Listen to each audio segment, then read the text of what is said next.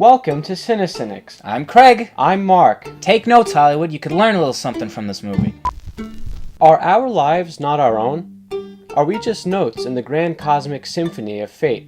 Or does every choice we make have lasting consequences and effects that ripple throughout all time?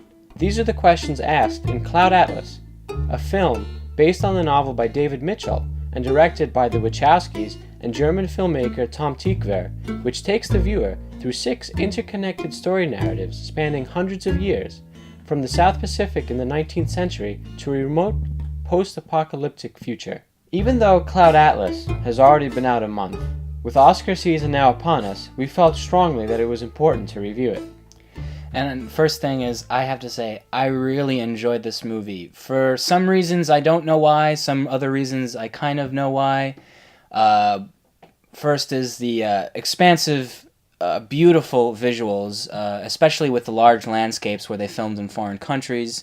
And also just a brilliant job of melding the visual effects with the practical sets. And it was some beautiful cinematography. It was also a very daring piece of filmmaking, in some ways reminiscent of Darren Aronofsky's The Fountain, but in a much more ambitious and complete way, with a grander scope and storytelling. And as you just said, the storytelling was done extremely well, especially with all these individual narratives that were told, which have all been told in some way, shape, or form before, but because of their interwoven stories and this overarching epic, it just has no cinematic precedent. And considering the difficult task they must have had stringing together all of these narratives, this really was a very brilliant piece of screenwriting, the way that they adapted it all. Each character was fleshed out in a very human and emotional way. You really felt for them. They all had depth.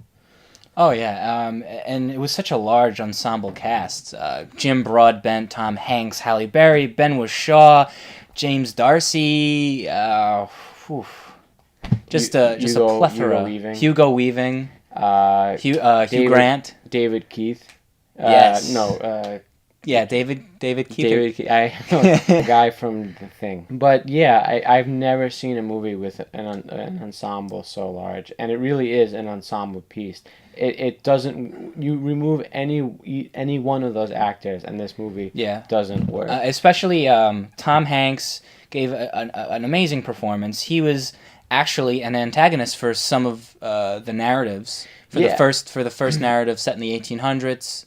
I've never actually seen Tom Hanks play the role of the villain before, but he did it so convincingly. I was amazed. It was astonishing. And Ben Whishaw, wow, he's an up and coming actor. He hasn't been in a lot of movies. Between this and Skyfall, I really like seeing him on screen. I think he is a very good actor. And even Halle Berry in this movie, I normally not too fond of her performances, but she was very good in this piece. Oh yeah, she was probably one of the more lower points of the movie, probably along with the Korean actresses and the Korean and the Chinese actresses. I'm pretty sure one was Korean and one was Asian. One was Chinese.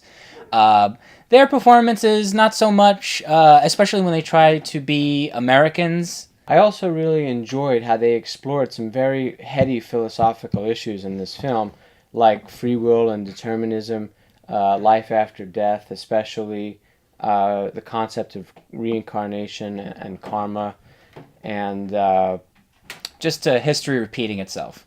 I also appreciated the examination they made of this concept of how the choices we make as individuals affect not only our lives, but potentially the lives of all those around us, and even lasting into the future.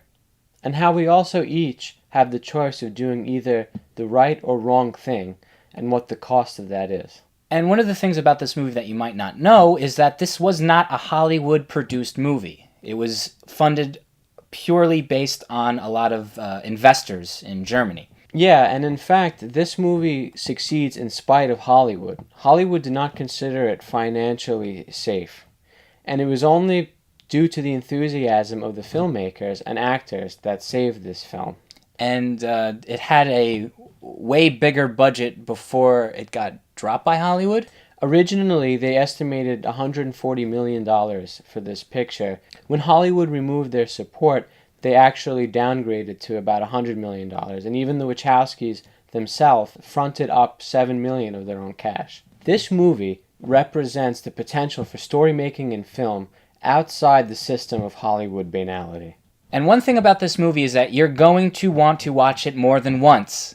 It has so much in there that you can't possibly comprehend every single theme and character development. Like, you can't do it all in just one viewing.